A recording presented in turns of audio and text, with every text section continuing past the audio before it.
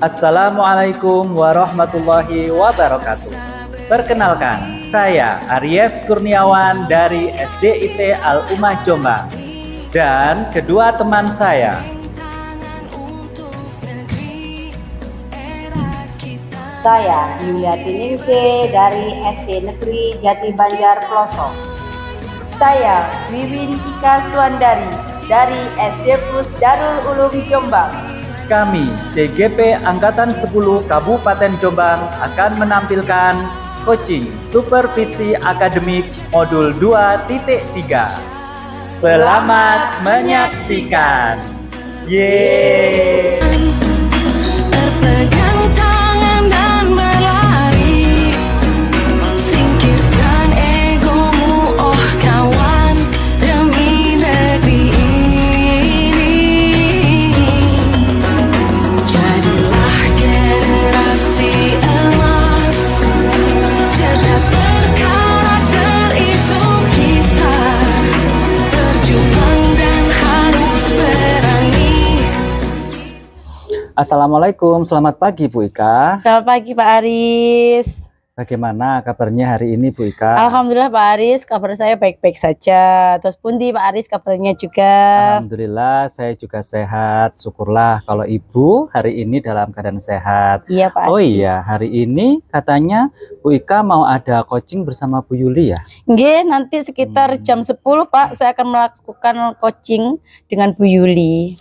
Baik, kalau begitu Bu, kehadiran saya di sini sebenarnya adalah untuk memberi dukungan terhadap kompetensi coaching yang akan Ibu kembangkan nanti ya Bu ya. Nggih. Maka dari itu saya akan mengamati sesi coaching yang akan Ibu lakukan dengan Bu Yuli. Begitu ya Bu ya? Nggih, iya Pak Aris, saya sudah siap. Ya, Nggih. apakah Ibu sudah siap melakukan proses coachingnya? Saya sudah siap Pak Aris. Saya juga berterima kasih kepada Pak Aris yang telah bersedia nanti mengamati saya saat saya melakukan coaching dengan Bu Yuli. Baik, kalau begitu Bu, sebelum Ibu mulai melakukan proses coaching, ada beberapa hal yang ingin saya jelaskan dalam proses coaching yang akan Ibu jalankan nanti ya. Baik Pak Aris. Jadi nanti saya juga akan mengajukan pertanyaan kepada Ibu. Jadi yang pertama-tama yang akan saya jelaskan dulu adalah tentang rubrik penilaian dari coaching yang akan Ibu lakukan nanti. Iya Pak Aris, monggo. Jadi begini Bu, poin-poin yang akan saya amati ketika Ibu melakukan coaching nanti ada beberapa proses coaching, yaitu apakah Ibu melakukan percakapan coaching sesuai alur tirta atau tidak. Ya Pak. Kemudian seperti kita ketahui bahwasanya alur tirta itu terdiri dari tujuan umum, identifikasi masalah, rencana aksi, dan tanggung jawab ya Bu, seperti itu. Iya Pak. Nah, selanjutnya saya juga akan mengamati apakah Bu Ika nanti melakukan percakapan coaching berdasarkan prinsip-prinsip coaching. Ya, prinsip coaching itu sendiri adalah membentuk kemitraan dengan coachee dan menggali potensi coachee itu dengan proses yang kreatif dan memaksimalkan potensinya. Begitu ya Bu ya? Nggih, betul Pak. Selanjutnya, kompetensi inti dalam coaching yang perlu diperhatikan adalah kehadiran penuh atau presence. Kemudian mengajukan pertanyaan yang berbobot atau disebut dengan powerful question. Dan juga mendengarkan secara aktif atau aktif listening. Nah, ketika Bu Ika nanti mengajukan pertanyaan berbobot, Ibu itu perlu mendengarkan dengan rasa. Nah, apa itu rasa? Rasa di sini adalah terdiri dari receive, ask, summarize, sama appreciate. Di mana arti dari receive itu Ibu bisa menerima pernyataan-pernyataan dari coachee Ibu nanti. Kemudian Ibu bisa memberikan pertanyaan-pertanyaan yang terbuka. Lalu Ibu bisa merangkum atau merefleksikan pernyataan maupun permasalahan dari si coachee yang Ibu ya juga bisa memberikan apresiasi juga kepada coachee. Oh, nggih Pak, nggih. Nah, dari penjelasan tadi, apakah Ibu sudah jelas dengan rubrik penilaiannya? Saya sudah jelas Pak. Nanti pada saat saya akan melakukan coaching nanti, Ya. saya akan melakukan sesuai dengan alur tirta Pak nggih, dan menerapkan prinsip-prinsip coaching serta kompetensi inti dalam coaching. Jadi saya merasa cukup jelas dengan apa yang jenengan sampaikan Pak. Oke, kalau begitu selanjutnya izinkan saya untuk bertanya kembali kepada Bu Ika. Nggih, monggo. Nah, pertama, kompetensi apa sih yang ingin Ibu kembangkan nanti saat pada coaching? Baik Pak, yang saya ingin kembangkan dari 3 kompetensi itu, yang pertama itu saya ingin mengembangkan, kehadiran penuh Pak, lalu saya akan, yang kedua tentang mendengarkan aktif Pak, lalu yang ketiga Ya. mengajukan pertanyaan berbobot. Oke, baik kalau begitu. Nggih. Sudah jelas nggih Bu, nggih, Nggih. dari yang Ibu paparkan tadi ada 3 hal yang akan Ibu kembangkan nanti dalam proses coaching. Nggih. Nah, berarti kompetensi ini Bu ya yang akan Ibu mulai dalam proses coaching tersebut. Nggih Pak, itu. Yang spesifik nanti, adalah kompetensi mengajukan pertanyaan berbobot Pak, sama mendengarkan penuh yang ingin saya, yang ingin diobservasi untuk coaching hari ini. Baik, berarti kan pasti ada indikator ya Bu ya. Nggih, Kira-kira betul. indikator yang bagaimana yang ingin Ibu berikan nanti? Indikatornya saya ingin coach saya nanti nggih, bisa menyelesaikan, menyelesaikan permasalahan-permasalahan yang dihadapi nggih. Lalu, ingin, apa sih, dari permasalahan itu si coachingnya dapat menyelesaikan permasalahannya, dapat menyelesaikan tantangannya sehingga tercapai tujuannya Pak, gitu. Oke, sudah jelas Bu ya. Nggih. Kalau begitu, sekian observasi yang saya lakukan. Nggih. Silakan Ibu melakukan coaching dengan coach Ibu yaitu Bu Yuli. Nggih, nggih. Oke, semoga bisa berjalan dengan lancar. Terima kasih Ya, Pak. dan tidak ada kendala apapun dalam proses coachingnya. Nggih, terima kasih Pak Aris. Nggih. Berjuang dan harus berangi. Selamat siang Bu Yuli. Bagaimana kabarnya hari ini Bu Yuli? Selamat siang juga Bu Ika. Alhamdulillah hari ini saya baik. Bagaimana dengan jenengan sendiri Bu? Saya juga baik Bu Yuli. Alhamdulillah saya juga sehat. Terima kasih. Begini Bu Yuli, saya ingin berbicara dengan Bu Yuli tentang beban kerja nggih, beban kerjanya Bu Yuli yang sepertinya semakin berat ngaten lho nggih. Apa Bu Yuli punya waktu sebentar untuk hari ini? Tentu Bu, saya punya waktu. Nggih, nggih. Tujuan kita hari ini adalah kita mencari cara nggih untuk mengelola beban mengajar dan tugas tambahan Bu Yuli dengan lebih baik. Ngaten nggih.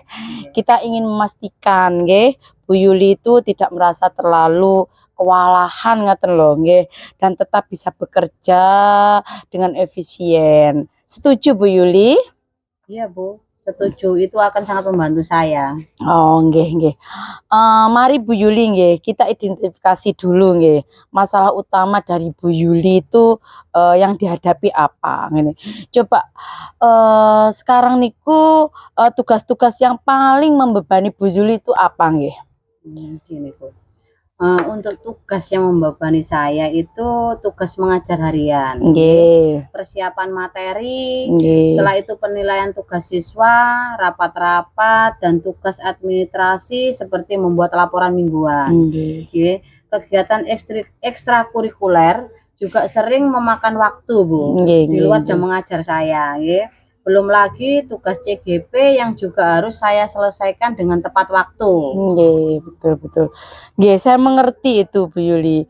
Memang begitu banyaknya tugas jenengan nggih.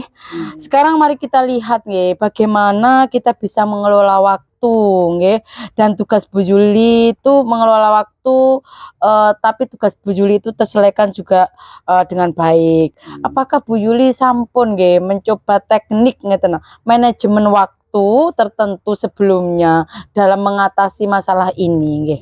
Iya, iya. Saya itu sudah pernah mencoba Bu membuat jadwal dan prioritas nih. Nggih. Tapi sepertinya tidak banyak membantu. Selalu ada tugas tambahan yang datang tiba-tiba. Seperti jai langkung gitu. Begitu Iya. nggih. Baiklah nggih.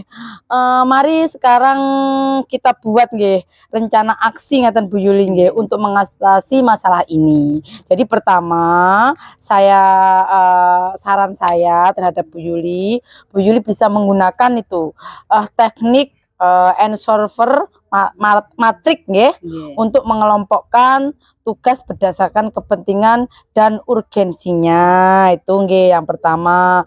Lalu Bu Yuli juga bisa membuat daftar tugas nggih harian, mingguan yang terorganisir ngeten lho nggih dengan metode ini. Bagaimana menurut Bu Yuli? Bagus juga Bu. Saya pernah mendengar teknik itu Nggih. tapi saya belum pernah mencobanya secara serius. Mungkin jenengan bisa membantu Bu. Oh, nggih. Bagus Bu Yuli nggih. Selain itu, kita bisa mempertimbangkan untuk mendelegasikan nggih beberapa tugas administrasi kepada asisten atau rekan kerja nggih yang lain sehingga Bu Yuli tidak merasa terbebani nggih sendirian. Adakah tugas nggih bagian tugas Bu Yuli yang bisa didelegasikan ngeten ke rekan kerja yang lain? Iya Bu. Saya bisa mencoba nanti untuk lebih sering meminta bantuan rekan-rekan kerja dalam hal administrasi Bu. Nggih. Mungkin saya juga perlu lebih berani mengatakan tidak. Nggih, Karena nggih. selama ini saya itu Selalu sungkan. nggih saya bilang iya Jadi ngeten saya nggih. untuk saat ini saya harus lebih berani mengatakan tidak pada beberapa tugas tambahan yang mungkin itu tidak terlalu penting. Oh, nggih. Itu ide yang sangat baik Bu Yuli nggih. Komunikasi yang jelas dengan atasan, dengan rekan kerja tentang beban kerja Bu Yuli. Itu juga penting Bu Yuli nggih. Karena agar mereka juga tahu begitu beratnya beban jenengan itu. Jadi jangan ragu nggih untuk membicarakan hal ini dengan mereka dan mencari solusinya. Ngaten Bu Yuli nggih. Nggih. Terima kasih Bu Ika, saran-saran dari Ibu sangat membantu. Mungkin saya akan mencoba menerapkannya mulai minggu depan Bu, biar agak lebih enteng gitu ya. Nggih. Tidak mengganjal di hati Bu. Nggih. Baik Bu Yuli, kita akan mengevaluasi nanti nggih kembali bagaimana perkembangan Bu Yuli setelah 1 minggu ini. Selama waktu ini nanti Bu Yuli bertanggung jawab untuk mencoba teknik Asian Solvet Matic dan mendelegasikannya tugas administrasi tadi kepada rekan kerja jenengan yang lain nggih. Saya juga akan mengecek kembali nanti untuk memastikan semuanya berjalan lancar ngaten nggih. Jika ada masalah atau pertanyaan jenengan nggih jangan ragu, nanti berdiskusi dengan saya. Nggih. Ya, terima kasih Bu Ika. Saya sangat menghargai dukungan penjenengan dan bantuan serta saran-sarannya, nggih. Sama-sama Bu Yuli. Ingatlah nggih bahwa menjaga keseimbangan antara pekerjaan dan kehidupan pribadi itu sangat penting. Utamanya kesehatan Bu Yuli. Nggih.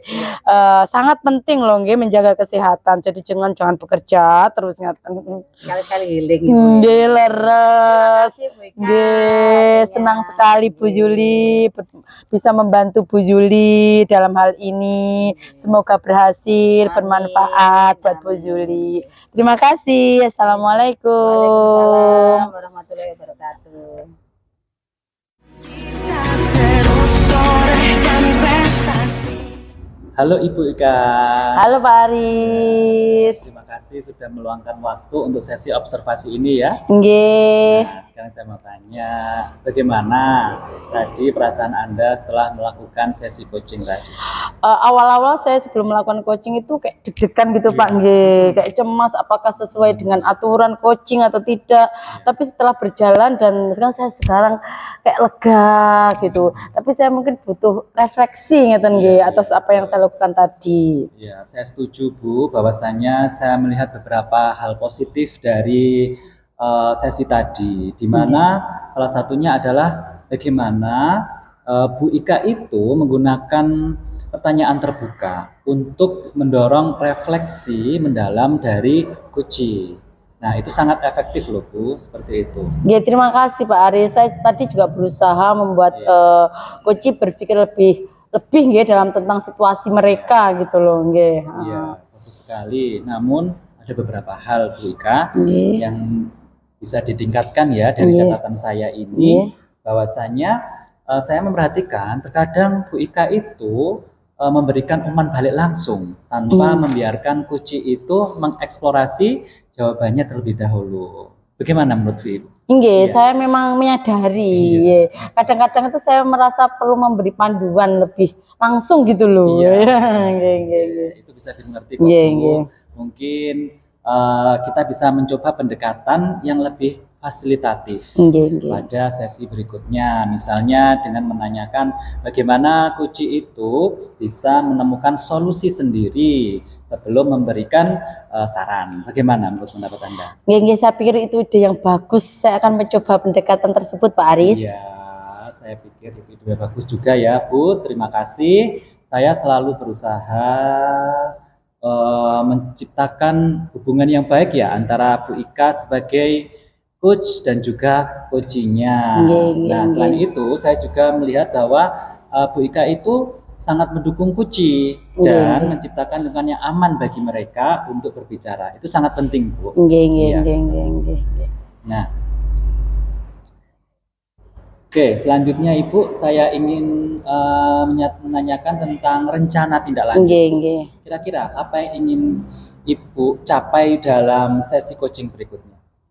Saya ingin meningkatkan ini pertanyaan-pertanyaan berbobot itu Pak, atau menggali potensi dari koci tersebut Pak, agar dia juga bisa menyelesaikan permasalahan-permasalahannya sendiri dan mencari solusinya sendiri Pak. Iya itu. Pertanyaan lebih mendalam. Ya, pertanyaan-pertanyaan yang lebih mendalam Pak, yang itu saya tingkatkan Ya, gitu itu loh. rencana yang bagus sekali Nggih. ya Bu. Mungkin dari sesi coaching tadi itu kita bisa bekerjasama dan mengembangkan beberapa pertanyaan yang bisa kita gunakan pada sesi berikutnya. Begitu ya Bu ya. Iya, Bagaimana iya. menurut Ibu? Saya setuju Pak, itu sangat bagus sekali Pak. Nggih. Ya, baiklah. Mungkin apakah ada hal lain yang ingin Ibu diskusikan atau tambahkan tentang observasi kali ini? Saya kira sudah cukup Pak.